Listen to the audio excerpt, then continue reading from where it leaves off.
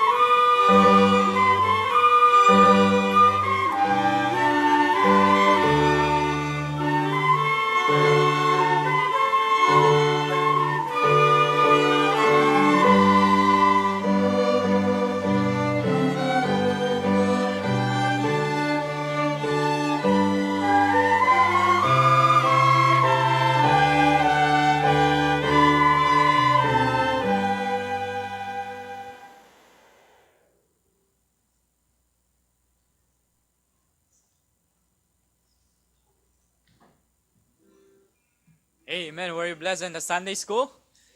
Amen. Praise God. Napansin ko lang kakabsat, every time Pastor Jun says, we read the Word of God, tiyingiwat na yung kakabsat kat di pulos ag nga, agbasa. I don't know if you are prepared to come to church, agdingag iti sasaw iti apo. Even in singing kakabsat, no, agkanta kayo ngarumwarti boses, hanggang agar-arasaas kakabsat. It's time to worship God. Anyo ka di papaidaman iti apo kat may kariisuna iti pamadayaw kakabsat. Amen? So let us all stand and let us give God the glory and honor through singing kakabsat. Our first hymnal, He Will Carry You.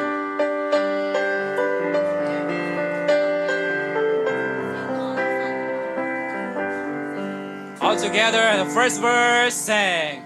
There is no problem too big God cannot solve it. There is no mountain too tall He cannot soothe it. There is no storm so dark God cannot calm it. There is no sorrow so deep He cannot soothe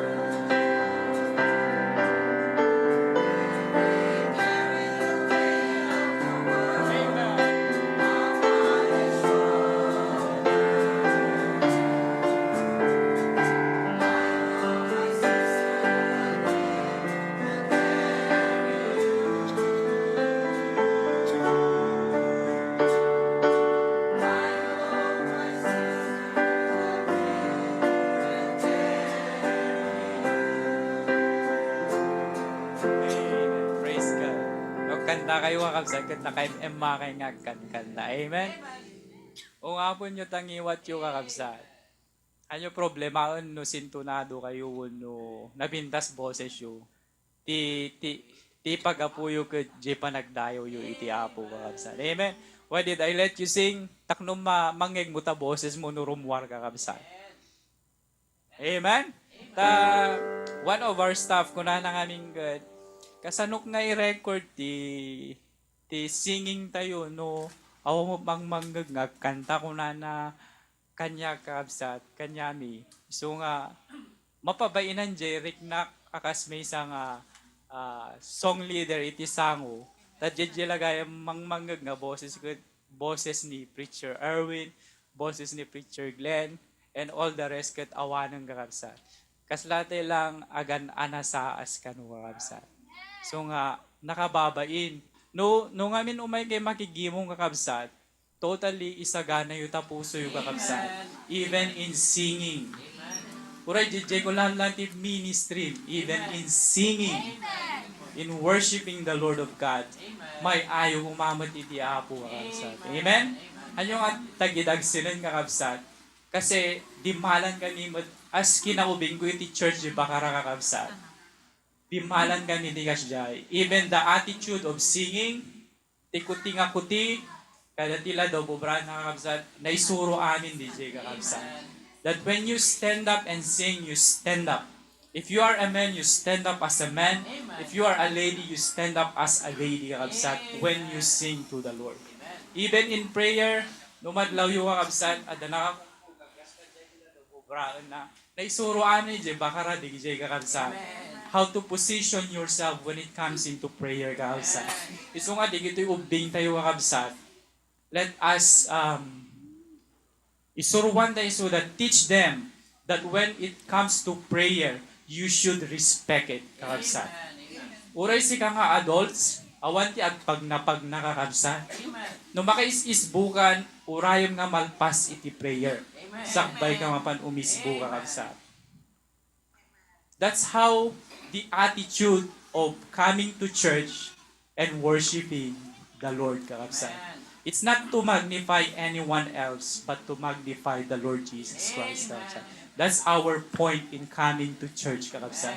Iso nga ti umuna, isaganam ti puso ken panunod mo.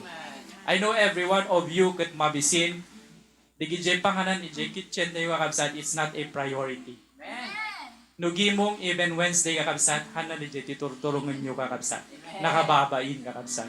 Kaslatay lang di namang mga jebal balay tayo nukuha.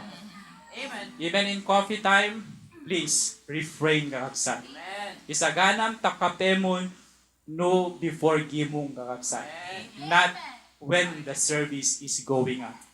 It's a shame for us kakabsat. It's a shame. Amen? Amen. Alright, our next song this afternoon, Just Keep Trusting. Amen. Give them all to Jesus kakabsat.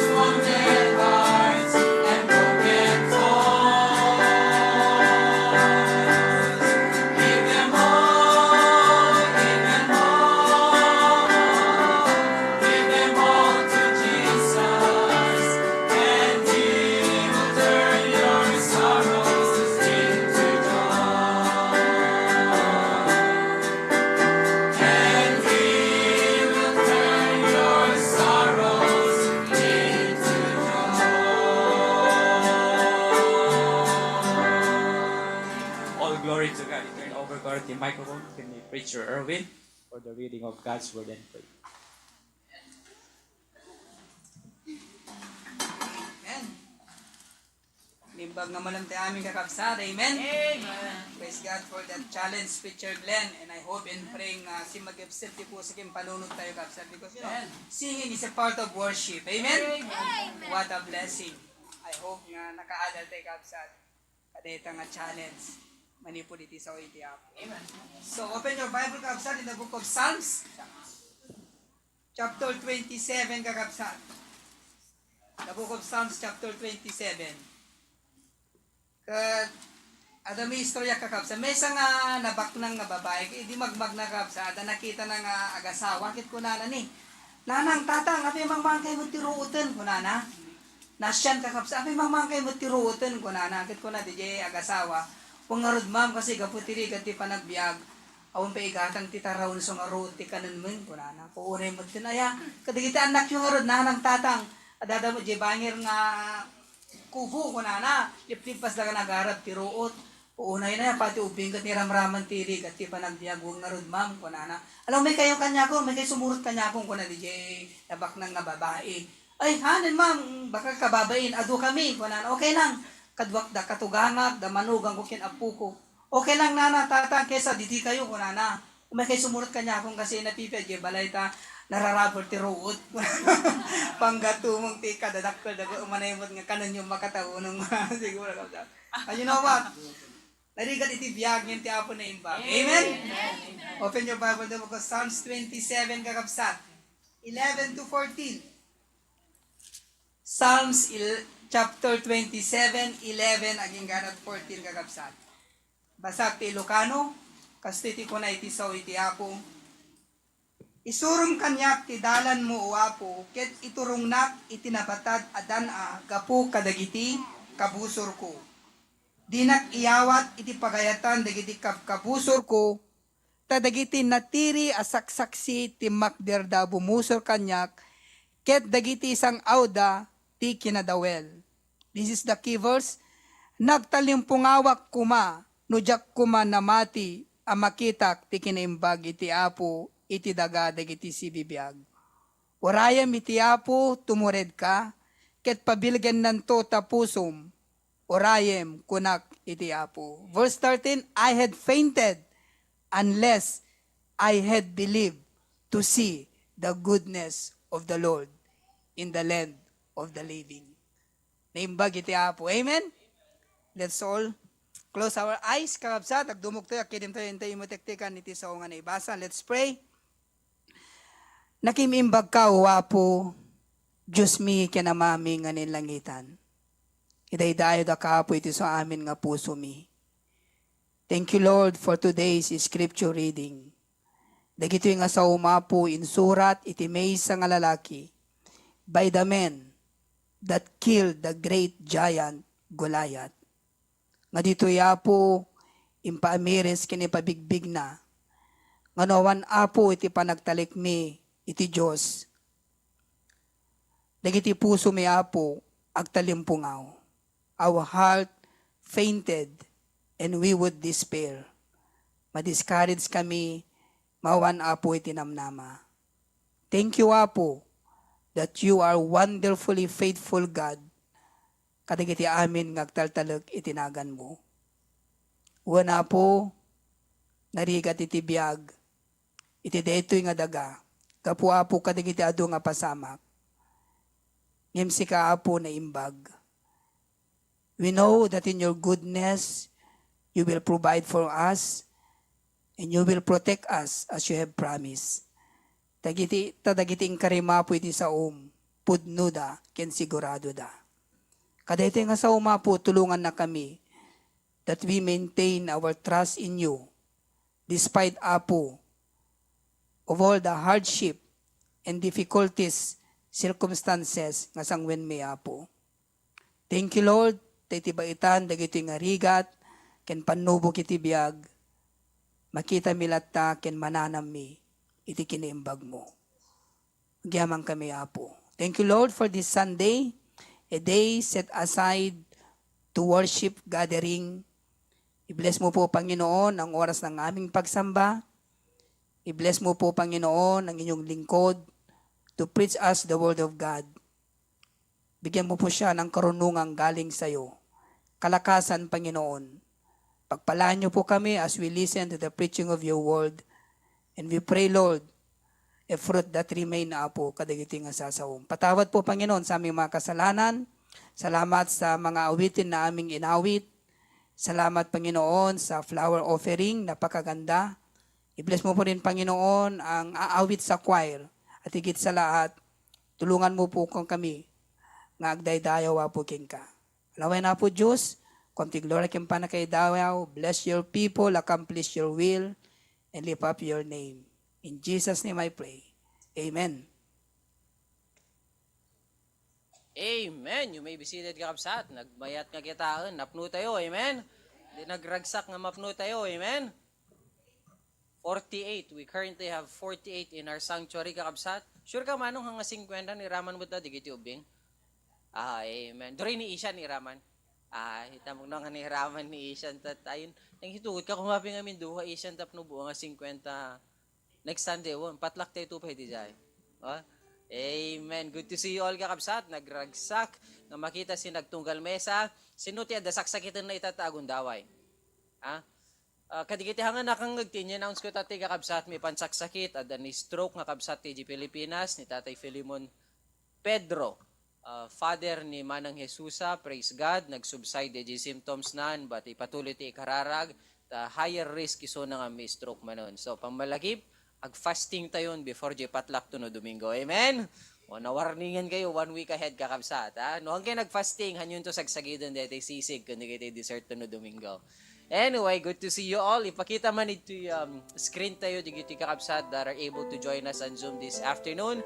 Amen. We have Tita Riza in Canada, Ate Luis in the Big Island, Richie, Ma'am Cora in Bacara, Tita Teresa in Maui, and Marivic in Honolulu, and Marie in Eva Beach as well. And those joining us on YouTube, praise the Lord for the YouTube platform. But if you're able to, may kayo makijoin ito yung sanctuary kakabsat, takas ti illustration ngayon share ni Pastor Pruvi, sa balit ay buy-buyaom tayo apoy, sa balit ay kaabayon tayo apoy. Amen? Mapabara nakakadlaang, no? Buyaom JTV haan. So if you have the ability, capacity, or you have the means, do your best to come join us in the sanctuary ta sa Balil at Bara na aglalong deti pinagkanta kun pinag-aalamano itatay. Amen?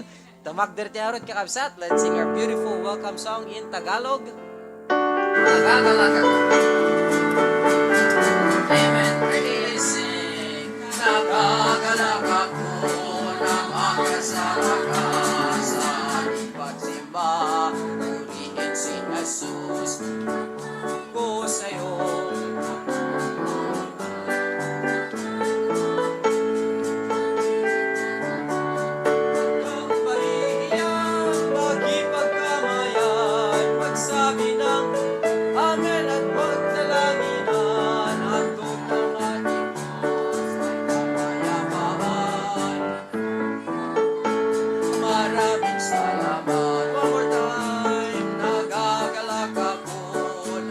Kasama ka sa ating pagsimba. Purihin si Jesus, pagbati ko sa'yo. Dapat malapit ka at magmapurin pag-ibig ng Ama. Huwag kang mahihiyang makipagkamayan, magsabi ng Amen at magdalanginan. Handog ng ating Diyos ay kapayapaan, magsabi ang lahat, maraming salamat. Magsabi ang lahat, maraming salamat. Magsabi ang lahat, maraming salamat.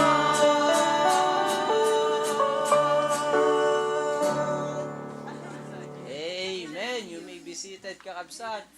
Yung emphasis lang kada jimbaga ni Preacher John Ray Tatay kakabsat. You show what God is worth to you by how you worship. Naglalanay ka ang agkanta, DJ iti pakpakita mga worth ti apo kong kata. Titawag na dito ikat worship service. Amen? We are showing what God is worth in our lives. So be mindful kakabsat, nga nyaman ng ubrahin ta ito'y pagdayaw ti Apo, kat damagam ti bagim, dating ubrak, dating agungunayak, may pakita ka diti worth ti Apo pa na ibiyag ko. So be mindful of that. Amen? At this moment, as we have the choir prepare for our performance, kung natin latan, hanggang ikom-compare ka kabisatuan. Umun-una pala, je, baka raso marunot Hawaii, hanyo ikom-comparawan. Yeah, go ahead, Daniel.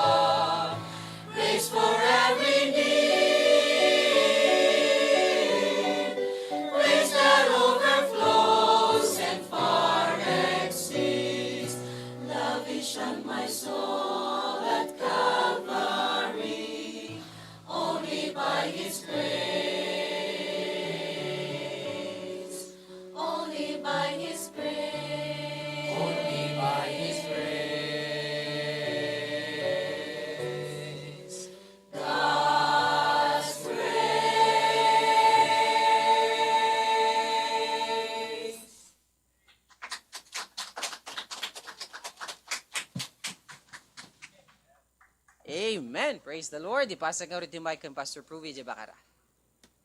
Praise God. That was a wonderful rendition of the song, mga kapatid. We'll keep that Amen. recorded so that we could be able to play that during one of our services in the coming months or weeks. Amen? Daragsak kayo mo lang itang malam kakabsat. Lahat nga ng masaya, say aloud, Amen. Amen. Let us rejoice in the Lord always. And again, I say rejoice. God has so many wonderful things in store ahead of us. And if we continue to obey Him, follow Him, and serve Him, He is going to fulfill what He has promised for us. Amen? I know that life is always tiring. There are so much stress and pressures around. But you know, the Lord has promised that we are more than conquerors. We can overcome all of these things. Greater is He that is in us than he that is in the world. Amen? I'd like to welcome you all this afternoon. Kasama natin si Giovanni from Singapore. Praise God for the dedication of commitment of this family. Amen? Okay, continue to pray for our international outreach. Oo, kayo ang unang church natin international. Australia ang unang church natin na na-reach ng online. And because of that, we are now reaching to many, many people. And one of my posts, I was informed by our staff that one of my posts recently, or one of our posts recently about be careful what you post on social media is now reaching 50,000 views. Oo. Go check it out on Facebook. At napakadaming comment, napakadaming share. My goal is not to be famous and popular. My goal is to make the truth of the Word of God known to as many people as possible. Kaya kung hindi nyo pa na-share, i-share nyo na yan. Amen? Yeah, that's really true. Be careful what you post on social media. Minsan, ang mga young people, they try to post and hide me so that I could not be able to see their post. You know what? That is character. That is simple character. And if you try to deceive yourself and you try to display a bad character, the Lord looks at it and He will never find you dependable and trustworthy of His blessing. Amen? So we would like to build people of God with good and strong character who can be trusted with the blessings of God. Amen ba mga kapatid? Okay. Lahat nga ng mga tatay mag-amen. Amen. Very good. Lahat ng mga nanay dyan mag-amen ng malakas.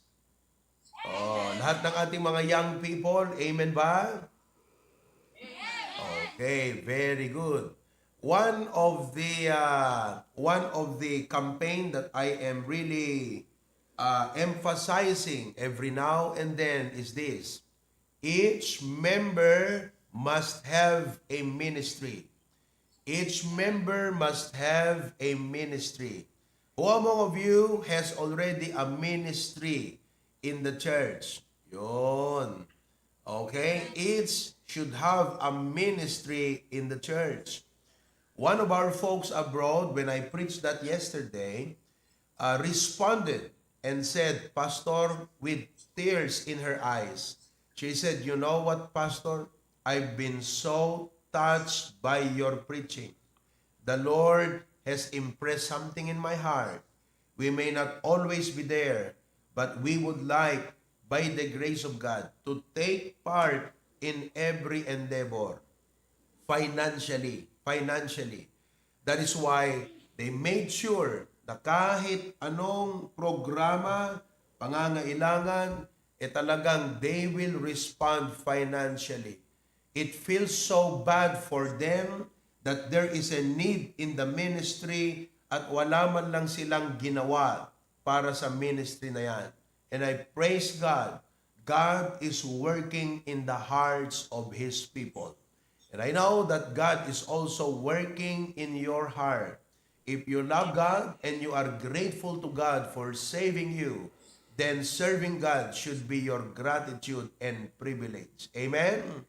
Kaya sabi niya sa akin, Pastor, I ordered 3 sizes of vestida and blouses, small, medium, and large.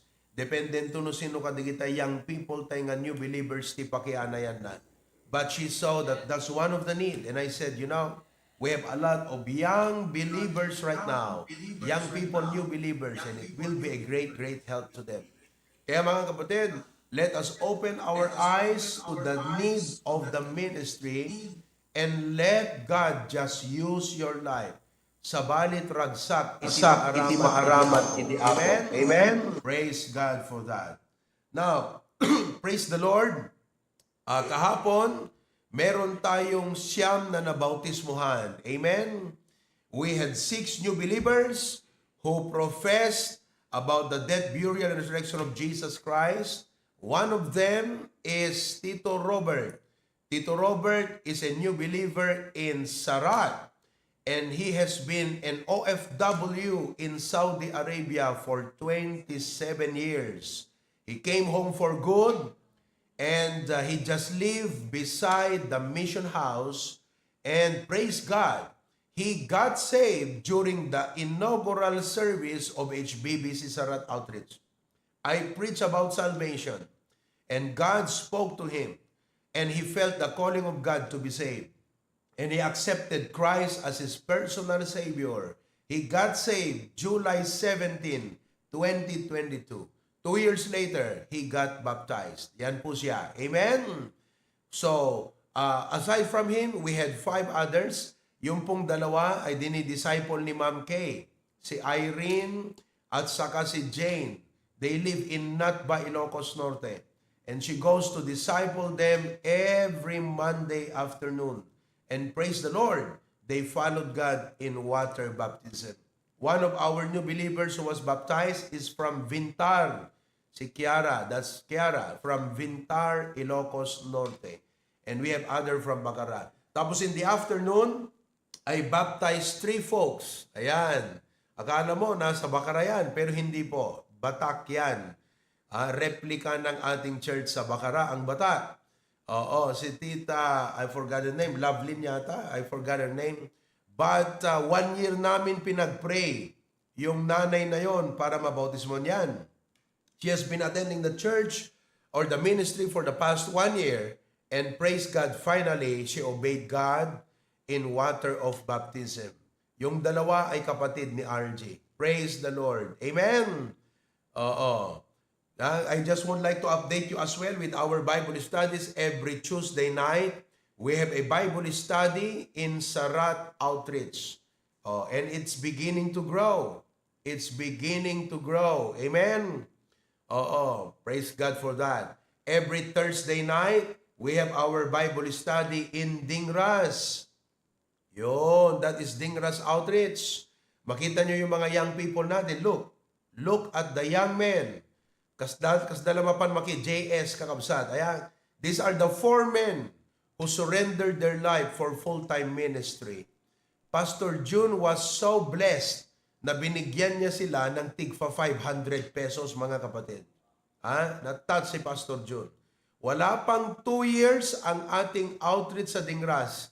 May 4 na nagsuko ng buhay para sa ministry. Amen? So pray for our outreach in Dingras. No, dakay yan tabas and you ride, instead of doing Facebook, take your time to pray. Tehang kalagat mailabas. Di papanam. No nakatugaw kan ko ng Lord, I would like to take this 10 minutes to pray for our outreach in the Philippines. Bless our outreach in Sarat. Bless our outreach, Lord, in Dingras. Bless our pastor. Amen? Would you commit to be a prayer partner? Amen ba? Raise your hand. Who would like to commit to be a prayer partner of the HBBC? Come on, raise up your hand. Raise your hand. Taas ang kamay. Amen. Amen. Thank you for responding. Thank you for responding. Amen? Praise God for that.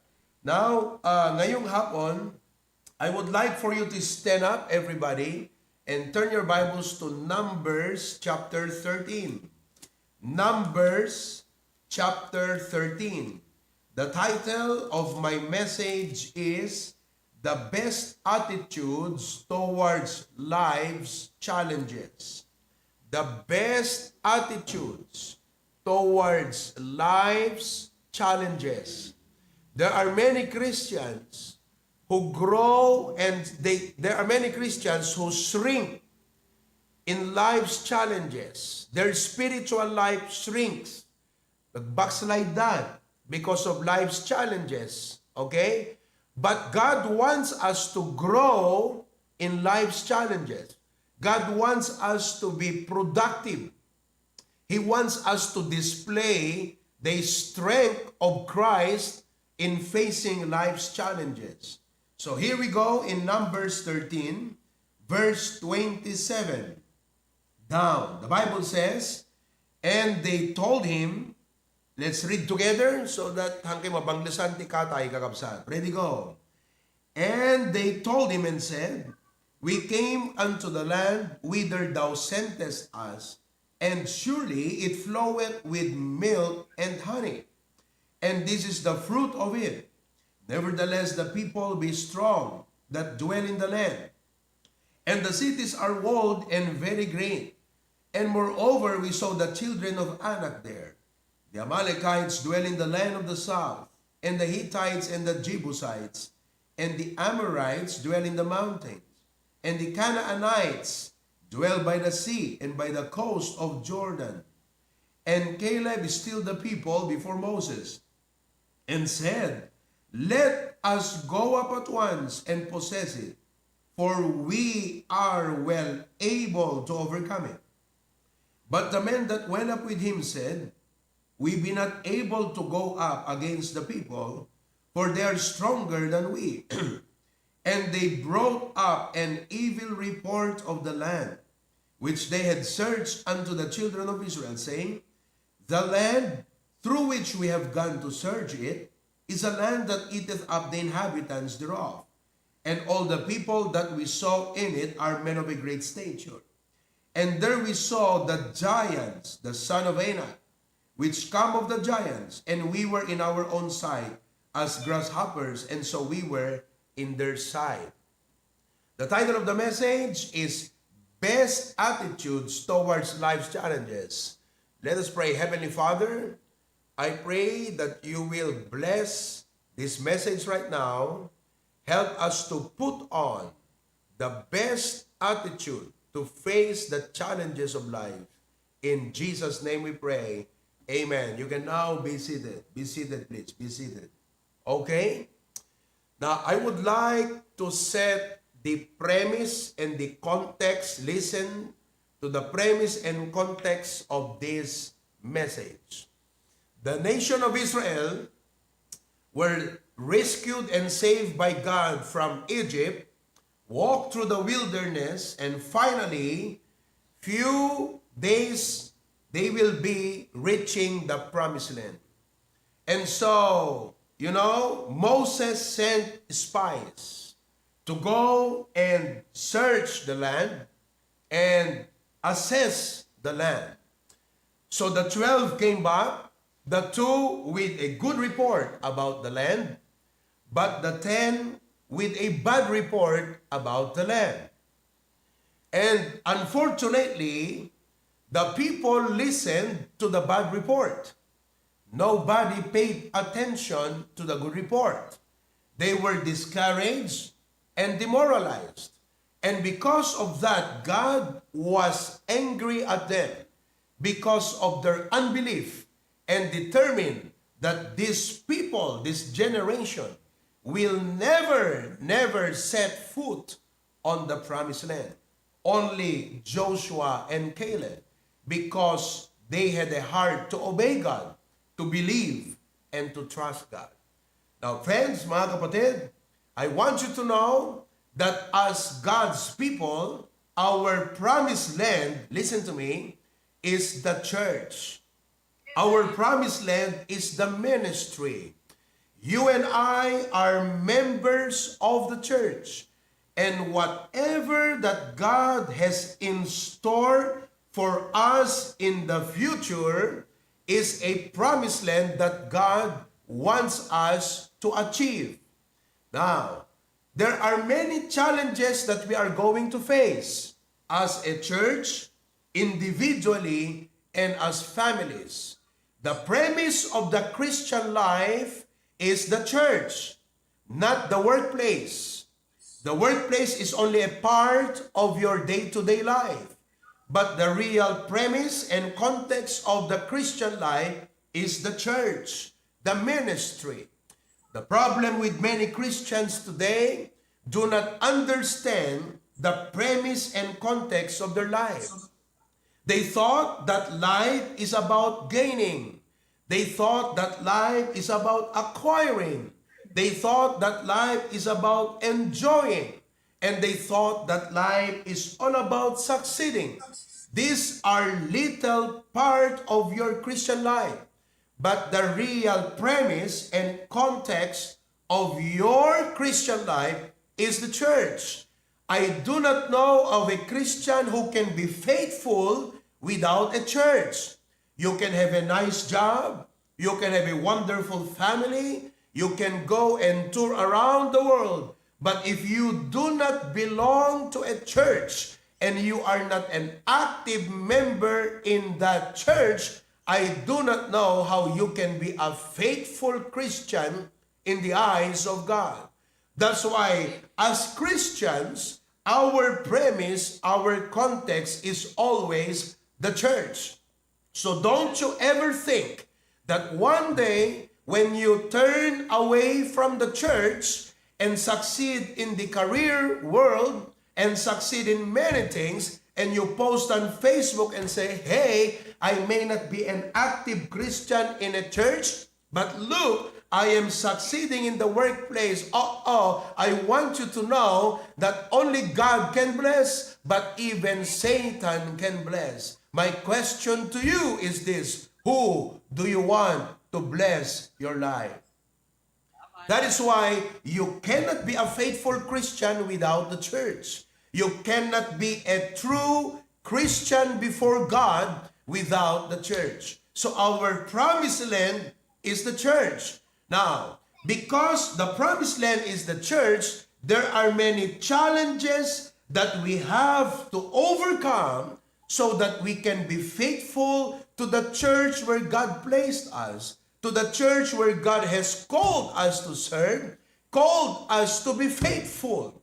And these challenges are what we face every day. That's why when you go to work, it makes you so busy that you have no time for church. And as a Christian, you have to pray and say, God, help me to overcome this problem. Help me to set my priorities straight so that I will succeed in my church life. Every day, you will have to struggle with your family. Your children are growing up. The needs are mounting up. And the difficulties just come before your way every day. And as a Christian, this is the premise and mindset. You come together and say, Lord, you called me to the church. You want me to be faithful and to serve you for the rest of my life. But here are the problems, the challenges that I go through. Oh God, help me to overcome these things so that I could fulfill your will and plan for me. I could reach my promised land. Amen. That's why this afternoon, I would like to teach you with the proper attitude, how do you overcome all of these struggles so that you can be faithful to your promised land. Number one, keep your eyes on the blessings rather than on the barriers. Keep your eyes on the blessings rather than on the barriers. Now listen to me. The 10 spies said, oh, we cannot go to the land. We cannot possess the land because we are like grasshoppers. They are giants. They are greater than us in height, in stature, in strength. we cannot possess the land. But the two, Joshua and Caleb, said, hey, listen to me. Their strength is gone from them. They may be bigger than us, but God is bigger than them. They may be stronger than us, but God is stronger than them. And Caleb said, if God be with us, we will be able to overcome it. Listen to me. You may have those problems you are facing right now and excuses, but listen, Caleb said, oh, the land is good. Impakita da, kunada, look, these are the produce of the land. These are the products of the land.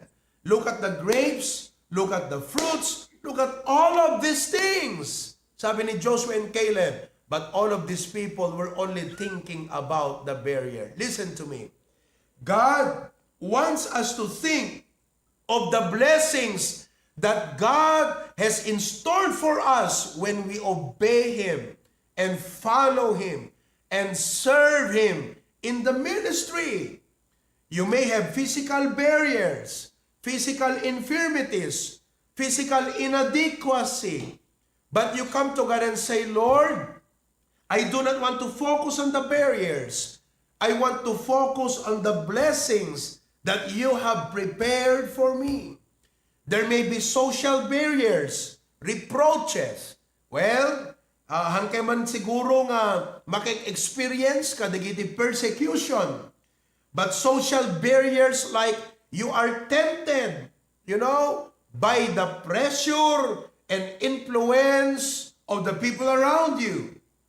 There may be needs, barriers. I have these needs and so many things.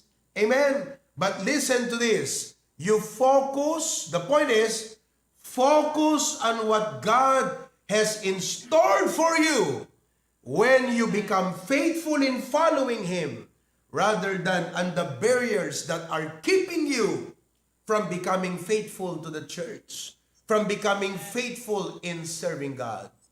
I remember when I gave my life to God, I was focused on what God has in store for me.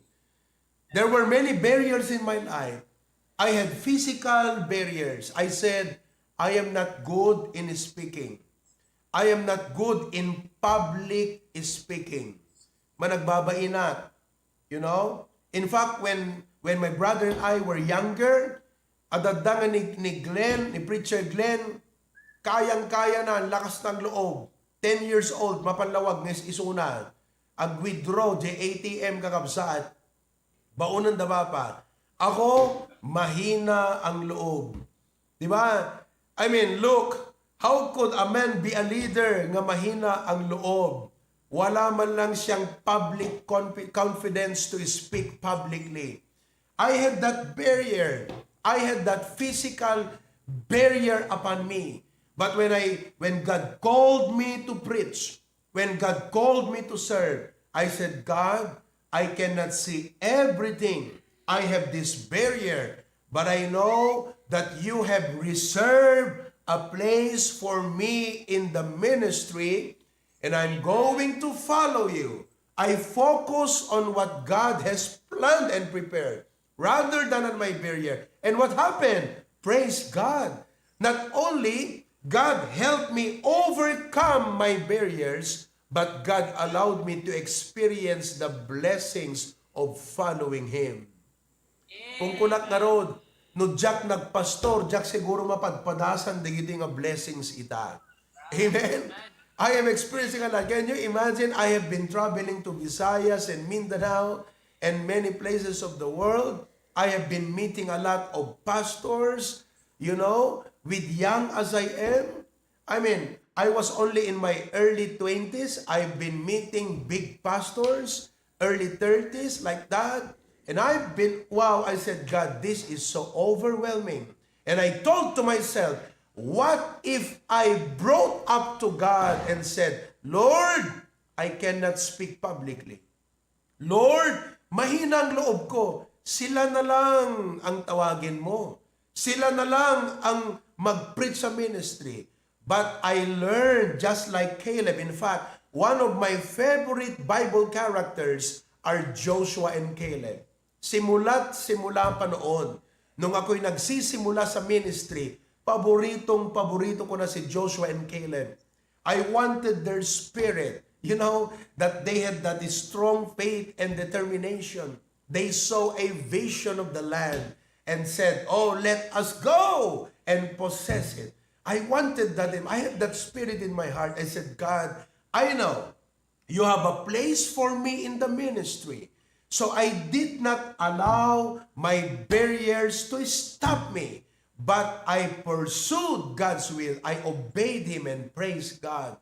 I can only thank God. I can only praise God for how He is using my life in the ministry despite of those barriers. God helped me overcome them. What are your barriers? God can help you overcome that. What are the problems? What are the hindrances? God can not only help you overcome those hindrances, but you have to focus on the blessing. You have to focus and say, "God, I believe in this church where you have placed me. You have a place for me. You can use my life. You can make me a blessing. This is my promised land, oh God. But these are my barriers. These are my problems, my hindrances, my disabilities, my inadequacies." Listen to me. God can help you overcome all of these things. Amen. So don't allow barriers to stop you. God can help you overcome these barriers. Just focus on the blessing. Amen. Number 2, what should be our attitude towards life? Number 2, be courageous, not a coward. Be courageous, not a coward. Amen.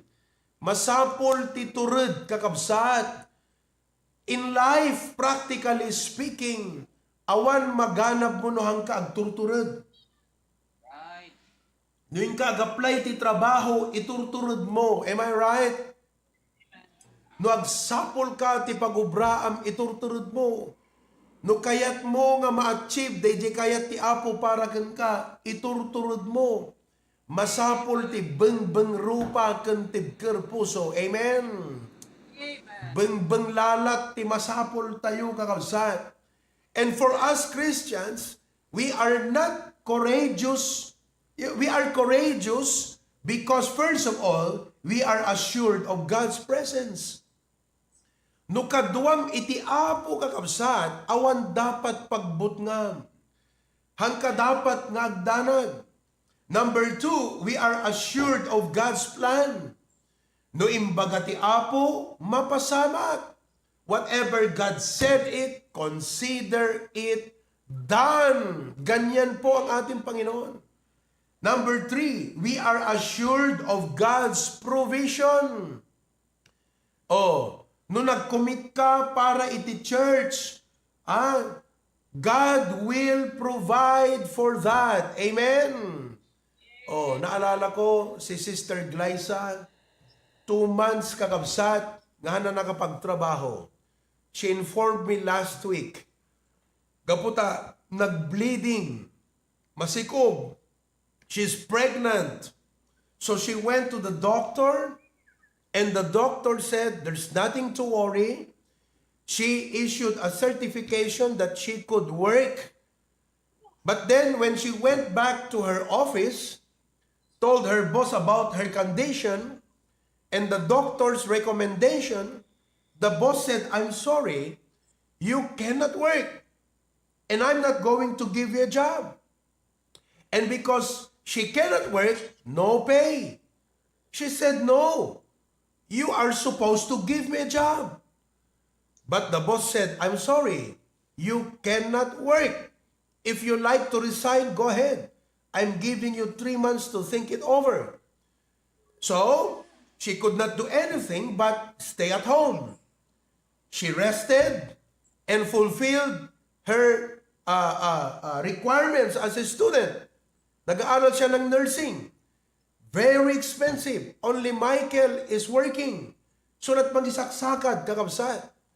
Kasano deto yan, kunana? I have my commitments. How about my tithes, Lord, and my offerings?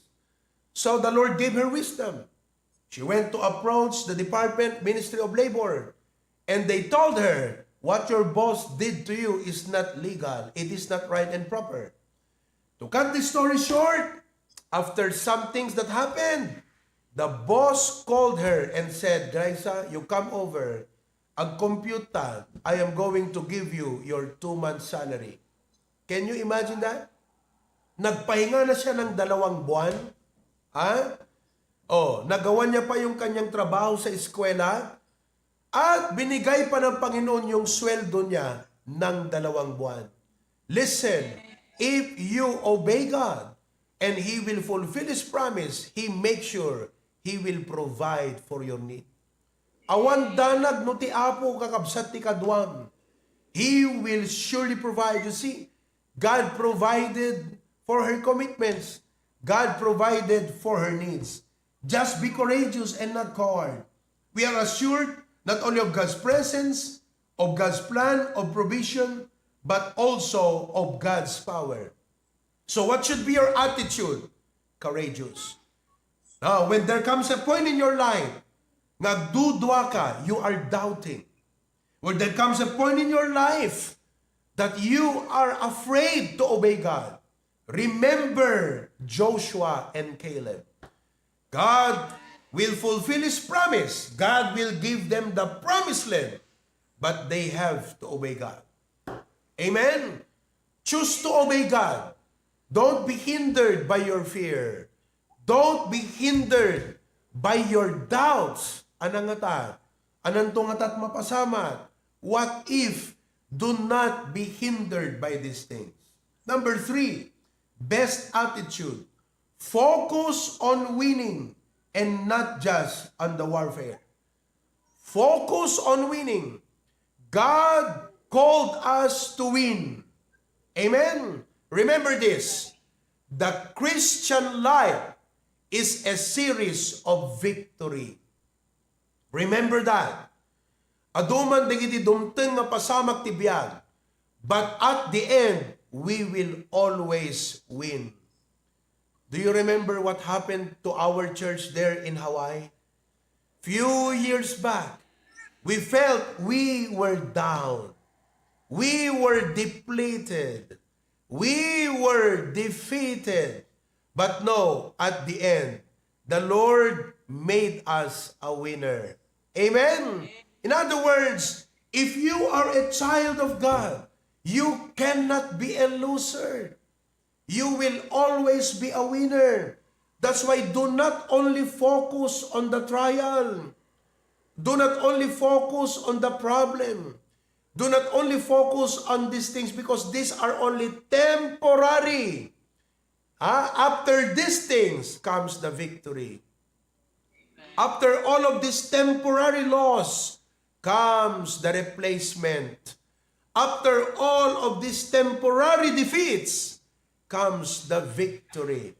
After all of these temporary problems and struggles comes the blessing. Amen.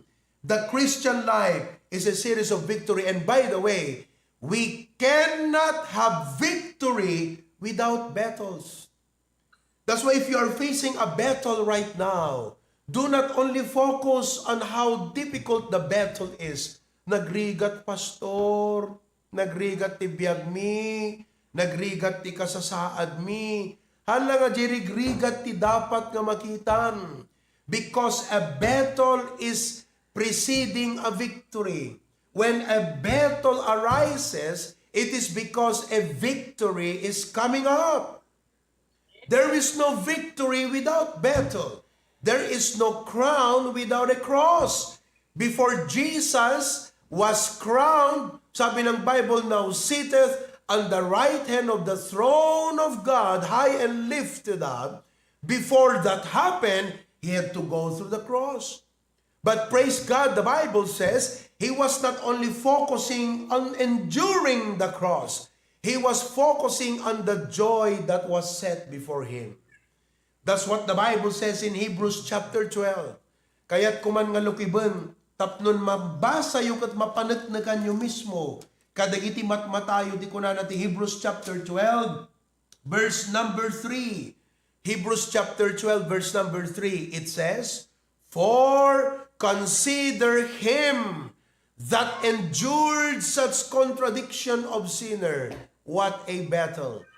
What a struggle. Lest ye be wearied and faint in your minds. Look at verse number 2. Going back to verse 2. "Looking unto Jesus, the author and finisher of our faith." In other words, your victory is not determined by your present circumstance of God. Amen? Bakit po niya kinayang i-endure yung cross? Bakit niya kinayang wala yan? Why? Because he was looking at the joy that was set before him. Listen to me. We, God's people, should be focusing on our crowns in heaven. God will reward us for our hardship here. God will reward us for our faithfulness. God will reward us for our sacrifices that we have made for our promised land. The labor of love, the sacrifices, the hardship that we endured for the church, for the ministry, for serving God. Listen, there is an eternal reward that awaits us in heaven. And we as God's people should be focusing on our reward.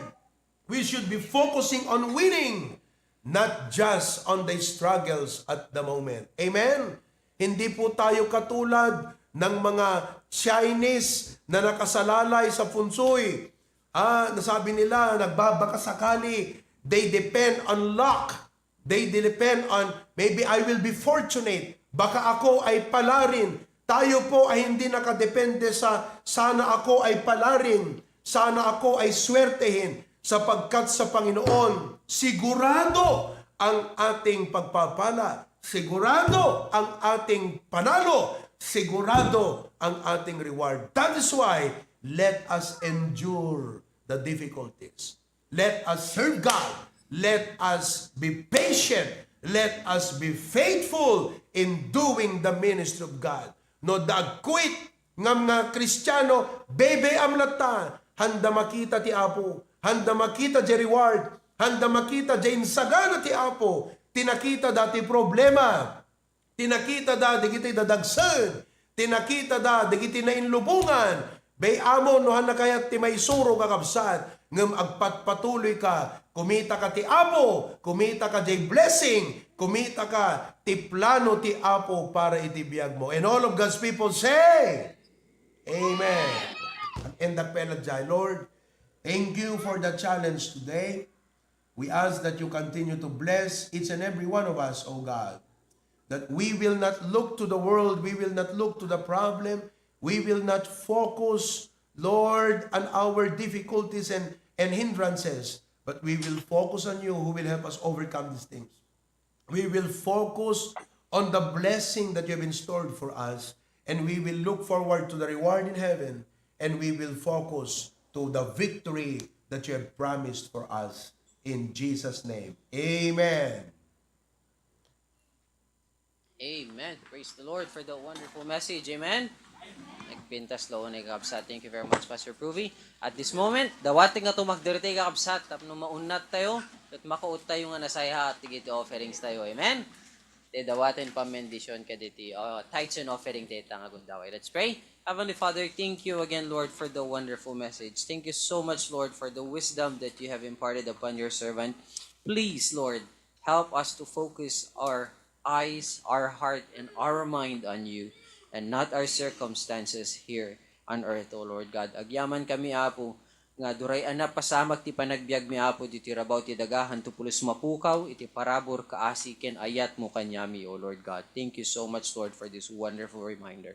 At this moment, Lord, we praise you and thank you for the privilege to take part in your work by returning our tithes and giving our offerings. I know, Lord God, that we all have wants and wishes, but thank you so much, Lord, na naisuro kami, nga Lord, to focus and to invest the resources that you have entrusted unto us on eternal things, not on temporary things. So, Lord, as we give our return our tithes and give our offerings this afternoon, please, O Lord God, continue to bless us with health, strength, and wisdom.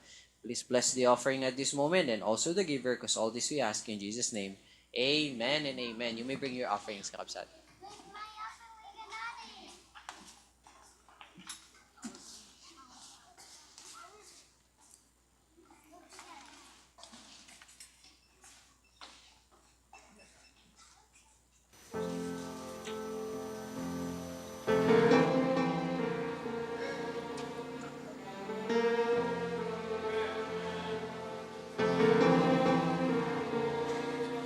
We are the church, the chosen bride of Christ. We have the imprint of His cross upon our lives. The highest price was paid when the Lamb of God was made, the perfect and most holy sacrifice. We have one purpose, one reason to remain, to raise the cross of Jesus and magnify His name. We preach Christ, who was crucified and risen from the grave. We preach Christ, the only one who has the strength to save. The message we proclaim is the power of His name. We preach Christ. We are the voice of Christ, the truth today, and of His truth we will never be ashamed. Though many doubters rise and reject the claims of Christ, God's unchanging word will still remain. We have this moment, this hour, to seek and save the lost, to speak the name of Jesus and point them to the cross. We preach Christ, who was crucified and risen from the grave. We preach Christ, the only one who has the strength to save. The message we proclaim is the power of His name. We preach Christ, so we lift the name of Jesus for all the world to see. The message of salvation to all who will believe. We preach Christ, who was crucified and risen from the grave. We preach Christ, the only one who has the strength to save. The message we proclaim is the power of His name. We preach Christ, who was crucified and risen from the grave. We preach Christ, the only one who has the strength to save. The message we proclaim is the power of His name. We preach Christ. We preach Christ. We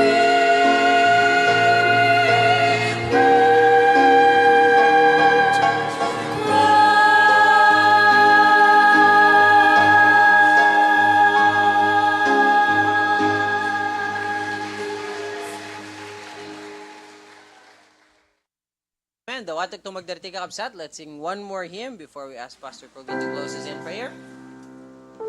Let's sing that song, Faith is the Victory.